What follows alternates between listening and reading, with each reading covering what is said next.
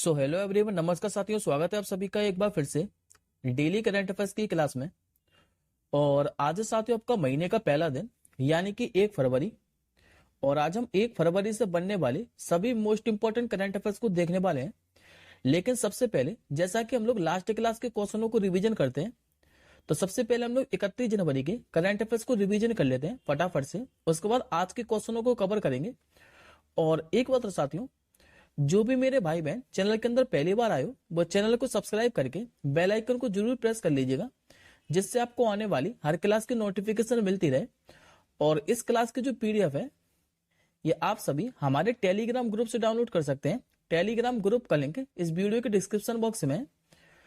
Last class में हमने पढ़ा था अभी कि जो पूर्वोत्तर भारत का पहला प्राकृतिक चिकित्सा अस्पताल है, ये किस राज्य में शुरू किया गया है? तो असम के अंदर। और असम के भी साथियों कहां पर? तो असम का एक शहर है डिब्रूगढ़, यहीं पर ही शुरू किया गया है। भारत का पहला अनुसंधान आधारित आईआईटी जो उपग्रह परिसर है, ये कहां पर स्थापित किया गया है? तो मध्य प्रदेश के उज्जैन में।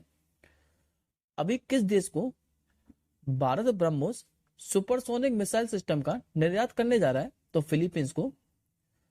अभी साथी जो ट्राई है, यानी कि telecom regulatory authority of India, इसके अध्यक्ष किसे नियुक्त किया गया है? तो इनका नाम है अनिल कुमार लाहौटी। अभी साथियों जो ईरान देश है, इसने 3 उपग्रहों को अंतरिक्ष में प्रक्षेपित किया है। और इन तीनों का नाम क्या है? तो एक का नाम हमने पढ़ा था मैदा, दूसरा है केहान 2 और तीसरा है हाथफो-1। इन तीनों उपग्रह को अभी ईरान ने अंतरिक्ष में प्रक्षेपित किया है।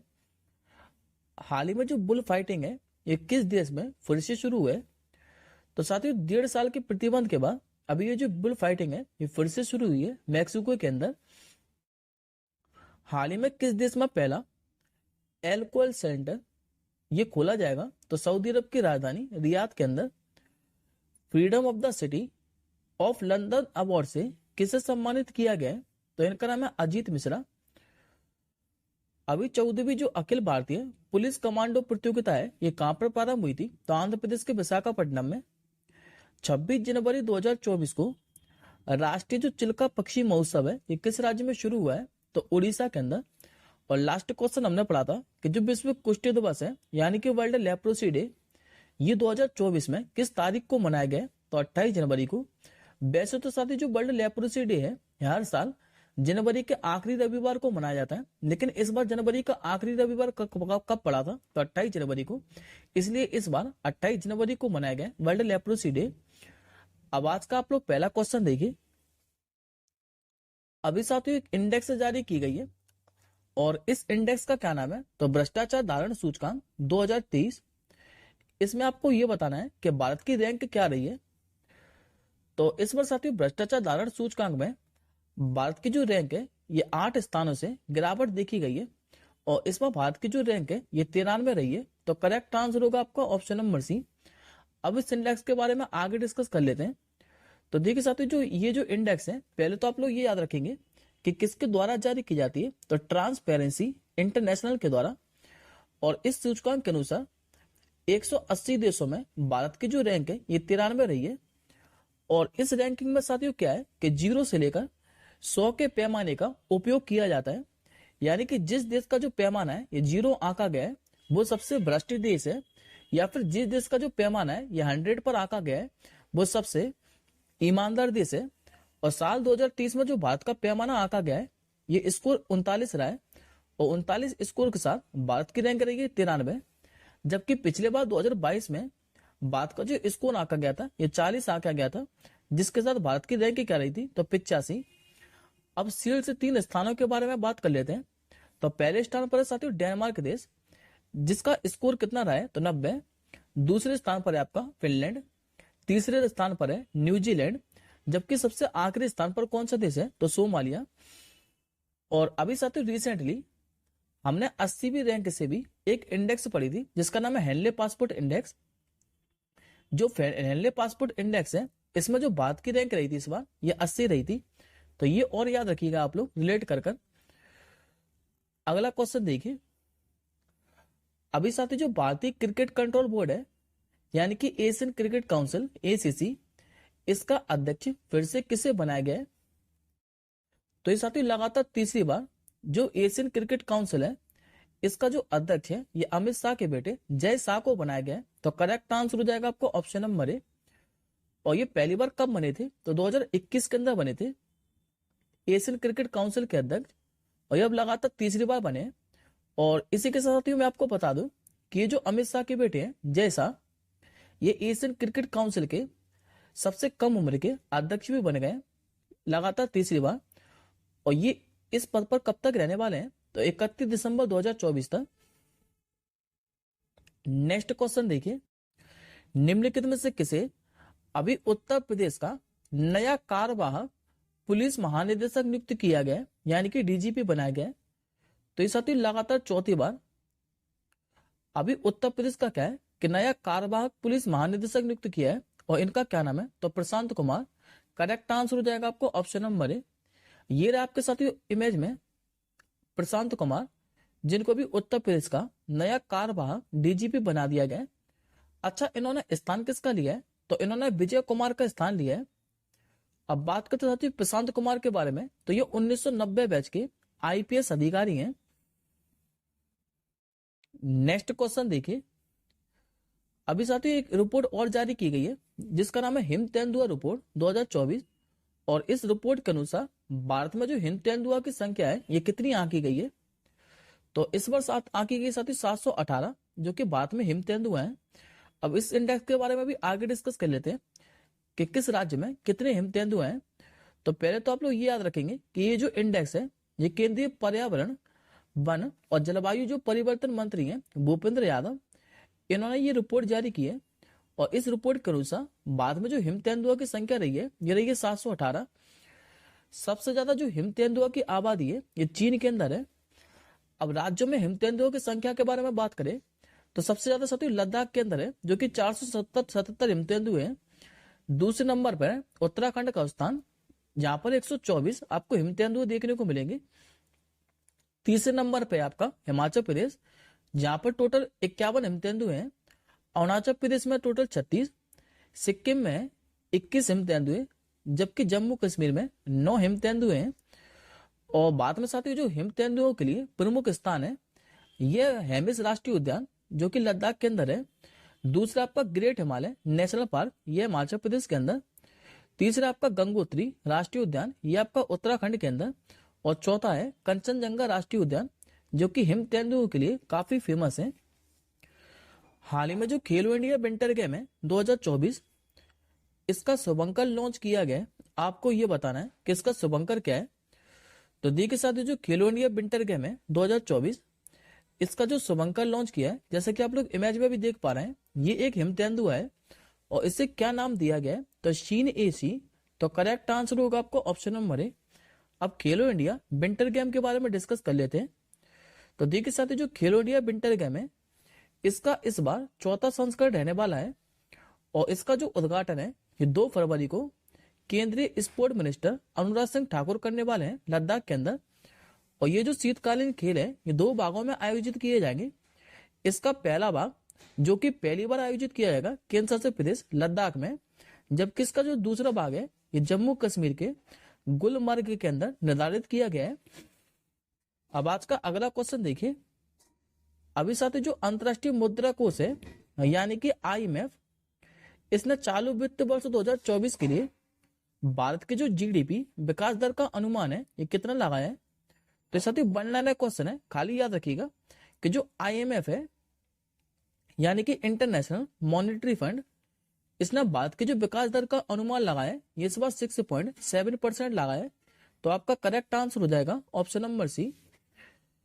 नेक्स्ट क्वेश्चन देखिए, अभी साथ ही जो गणतंत्र दिवस परेड है 2024, इसमें इस बार किस मंत्रालय की झांकी को सर्वश्रेष्ठ झांकी का अवार्ड मिला है? तो ये दी मिला है साथ ही इस बार संस्कृति मंत्रालय के। तो करेक्ट आंसर होगा आपको ऑप्शन नंबर डी। देखिए साथी इस अवार्ड की जो घोषणा है ये Indira Gandhi national centre for award के द्वारा की गई है। और इन अवार्ड की जो घोषणा है ये गणतंत्र दिवस समारोह के बीटिंग रिट्रीट समारोह के बाद की जाती है। और इस बार जो संस्कृति मंत्रालय की झांकी है जो कि किस थीम पर आधारित थी, तो भारत लोकतंत्र की जननी, इसी को सर्वश्रेष्ठ झांकी का अवार्ड मिला है। वर्तमान में संस्कृत मंत्री कौन है? तो जी किशन रेड्डी। अब बात करते हैं गणतंत्र दिवस 2024 की थीम के बारे में। तो ये रही थी साथी विकसित भारत और भारत लोकतंत्र की मातृता। जबकि इस बार गणतंत्र दिवस 2024 के मुख्य अतिथि कौन रहते? तो फ्रांस के राष्ट्रपति इमैनुअल मैक्रो। अगला प्रश्न देखिए, हाल ही में जो रिदम सागवान और उज्जवल मलिक है, इनकी भारतीय जोड़ी ने इंटरनेशनल शूटिंग स्पोर्ट फेडरेशन विश्व कप में कौन सा पदक जीता है? तो इस साथ 2024 का पहला मेडल है और ये भी जो प्रतियोगिता है ये इजिप्ट के कायरो के अंदर आयोजित की गई थी। और इसमें भी जो भारतीय जोड़ी है रिदम सागवान और उज्जवल मलिक, इन्होंने पहला गोल्ड मेडल जीता है। तो करेक्ट आंसर हो जाएगा आपको ऑप्शन नंबर ए। और कितनी मीटर एयर राइफल के अंदर? तो 10 मीटर एयर राइफल के अंदर। नेक्स्ट क्वेश्चन देखिए, हाल ही में प्रधानमंत्री मोदी जी के द्वारा परीक्षा पर चर्चा का जो कार्यक्रम है, इसका कौन सा संस्करण आयोजित किया गया है? तो साथियों, जो पहली बार परीक्षा पर चर्चा का कार्यक्रम है ये 2018 के अंदर आयोजित किया गया था मोदी जी के द्वारा, और इस बार इसका 7वां संस्करण आयोजित किया गया है। तो करेक्ट आंसर हो जाएगा आपका ऑप्शन नंबर ए। और इसमें क्या है कि पीएम मोदी के साथ करीब 3000 स्टूडेंट शामिल हुए हैं। परीक्षा पर चर्चा के दौरान माननीय प्रधानमंत्री मोदी जी ने स्टूडेंट के मन से परीक्षा के डर को हटाने और तनाव को कम करने के लिए कुछ टिप्स शेयर किए। नेक्स्ट क्वेश्चन देखिए, हाल ही में किसे मलेशिया के 17वें राजा के रूप में नियुक्त किया गया है? तो देखिए साथियों, मैं आपको बता दूं कि जो मलेशिया है यहाँ पर कुल 9 शाही परिवार हैं और इन 9 शाही परिवारों में से बारी बारी से यहाँ का राजा बनाया जाता है और हर 5 वर्षों के लिए बनाया जाता है। और इस बार कौन बने हैं? तो इनका नाम है सुल्तान इब्राहिम इस्कंदर। तो करेक्ट आंसर होगा आपका ऑप्शन नंबर ए। और यदि आपसे पूछे कि इन्होंने स्थान किसका लिया है, तो अल सुल्तान अब्दुल्ला का। अब बात करते हैं आपके मलेशिया के बारे में। तो मलेशिया की राजधानी क्या है? तो कुलालमपुर। मलेशिया में करेंसी की चलती है तो मलेशियन रिंगिट। जबकि वर्तमान में यहाँ के प्रधानमंत्री कौन है? तो इनका नाम है अनवर इब्राहिम। अगला क्वेश्चन देखिए, हर साल जो शहीद दिवस है ये किस तारीख को मनाया जाता है? तो ये दिवस मनाया जाता है हर साल 30 जनवरी को। करेक्ट आंसर हो जाएगा आपको ऑप्शन नंबर सी। देखिए साथियों, महात्मा गांधी की हत्या के शोक में प्रतिवर्ष जो 30 जनवरी को है यह शहीद दिवस मनाया जाता है, क्योंकि 30 जनवरी 1948 को शाम के 5:30 बजे नई दिल्ली के बिरला हाउस में महात्मा गांधी की जो हत्या है ये नाथूराम गॉडसे ने गोली मार के कर दी थी। और शहीद दिवस पर अन्य स्वतंत्रता सेनानियों को भी याद किया जाता है, उन्हें को भी सम्मानित किया जाता है। अब एक बार हम लोग जनवरी महीने के सारे डेज को रिवीजन कर लेते हैं। देखिए, सबसे पहले हम लोग 1 जनवरी से हमने पढ़ा था कि 1 जनवरी को 2 दिवस पढ़े थे। एक तो ग्लोबल फैमिली डे, दूसरा हमने पढ़ा था कि जो DRDO है यानी कि डिफेंस रिसर्च डेवलपमेंट ऑर्गेनाइजेशन, इसका 66वां स्थापना दिवस मनाया गया था। फिर हमने पढ़ा था 3 जनवरी को भारत की पहली महिला शिक्षिका और समाज सुधारक जिनका नाम है सावित्रीबाई फुले, इनकी 2024 के अंदर 193वीं जयंती मनाई गई थी। इसके बाद हमने पढ़ा था 4 जनवरी को विश्व ब्रेल दिवस। फिर पढ़ा था 6 जनवरी को विश्व युद्ध अनाथ दिवस। इसके बाद सीधा हमने पढ़ा था 9 जनवरी को प्रवासी भारतीय दिवस, क्योंकि 9 जनवरी 1915 को ही जो राष्ट्रपिता महात्मा गांधी है ये साउथ अफ्रीका से स्वदेश वापस लौटे थे। फिर हमने पढ़ा था 10 जनवरी को विश्व हिंदी दिवस। इसके बाद हमने सीधा 12 जनवरी को पढ़ा था राष्ट्रीय युवा दिवस, जो कि स्वामी विवेकानंद की जयंती के उपलक्ष्य में मनाया जाता है। 14 जनवरी को हमने पढ़ा था आर्म फोर्स वेटरन डे और इस बार 8वें नंबर का मनाया गया है। 15 जनवरी को अवसर मनाया था आपका भारतीय थल सेना दिवस और इस बार 76वें नंबर का मनाया गया है। 11 से लेकर हमने 17 जनवरी तक इस बार सड़क सुरक्षा वीक पढ़ा था, जो कि इस बार 33वें नंबर का था। 16 जनवरी को आपका अवसर मनाया था राष्ट्रीय स्टार्टअप दिवस। फिर पढ़ा था सीधा हमने 19 जनवरी को कि जो NDRF है यानी कि राष्ट्रीय आपदा प्रतिक्रिया बल दिवस, यह हर साल आपका मनाया जाता है 19 जनवरी को। सीधा हमने पढ़ा था फिर 23 जनवरी को हर साल जो पराक्रम दिवस है, जो कि सुभाष चंद्र बोस की जयंती के उपलक्ष्य में मनाया जाता है।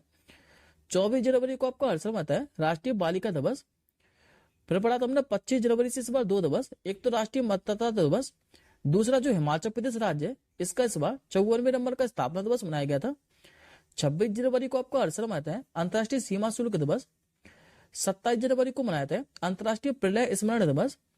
28 जनवरी से हमने भी इस बार 2 दिवस पढ़े हैं, एक तो डेटा गोपनीयता दिवस और दूसरा मैंने आपको आज ही रिवीजन कराया कि जो विश्व कुष्ठ दिवस है ये हर साल जनवरी के चौथे रविवार को मनाया जाता है। लेकिन इस बार जनवरी का चौथा रविवार कब पड़ा था, तो 28 जनवरी को। इस बार इसलिए 28 जनवरी को मनाया गया वर्ल्ड लेप्रोसी डे। और 2024 के लिए इसकी थीम क्या थी, तो बीट लेप्रोसी। अब नेक्स्ट क्वेश्चन देखिए, हाल ही में चंडीगढ़ विश्वविद्यालय के कुलपति जिनका नाम है सतनाम सिंह सिंधु, इनको भी किस सदन के लिए मनोनीत किया गया है, तो ये किया गया इनको साथी राज्यसभा के लिए। तो करेक्ट आंसर हो जाएगा आपको ऑप्शन नंबर बी। अब बात करते साथी सतनाम सिंह सिंधु के बारे में, तो ये भारत के प्रमुख शिक्षाविदों में से एक हैं और इन्होंने साल 2001 में मोहाली के लांड्रा में चंडीगढ़ ग्रुप ऑफ कॉलेज की भी नींव रखी थी। और इसी के साथ ये 2 गैर सरकारी संगठन भी चलाते हैं, जिसमें से एक का नाम है इंडियन माइनॉरिटी फाउंडेशन और दूसरे का नाम है न्यू इंडिया डेवलपमेंट फाउंडेशन। अब बात करते हैं राज्यसभा के बारे में, तो आपको कुछ इंपॉर्टेंट बातें याद रखनी है। जैसे भारतीय संविधान का जो अनुच्छेद 80 है, इसमें राज्यसभा के गठन का प्रावधान किया गया है। राज्यसभा के अंदर सदस्यों की जो संख्या है यह अधिकतम 250 हो सकती है, लेकिन वर्तमान में ये जो संख्या है ये 245 है। राज्यसभा में 12 सदस्यों को जो है ये राष्ट्रपति के द्वारा मनोनीत किया जाता है। और राज्यसभा में जो SC और ST है इसके लिए कोई सीटें आरक्षित नहीं होती। और ये साथ ही एक स्थायी सदन है जिसका कभी विघटन नहीं होता। राज्यसभा के 1/3 सदस्य हर 2 वर्षों में सेवानिवृत्त हो जाते हैं। और वर्तमान में राज्यसभा के जो सभापति हैं ये कौन है, तो उपराष्ट्रपति जगदीप धनखड़। जबकि इसके वर्तमान में उपसभापति कौन है, तो हरिवंश नारायण सिंह। अब आज का आपका क्वेश्चन ऑफ द डे है कि हाल ही में जो अजाली असोमानी है इनको किस देश का राष्ट्रपति चुना गया है। इस क्वेश्चन का आंसर साथियों आप लोग कमेंट बॉक्स के अंदर कीजिएगा। हम जल्दी मिलेंगे नेक्स्ट क्लास के साथ ही, तब तक के लिए जय हिंद, वंदे मातरम।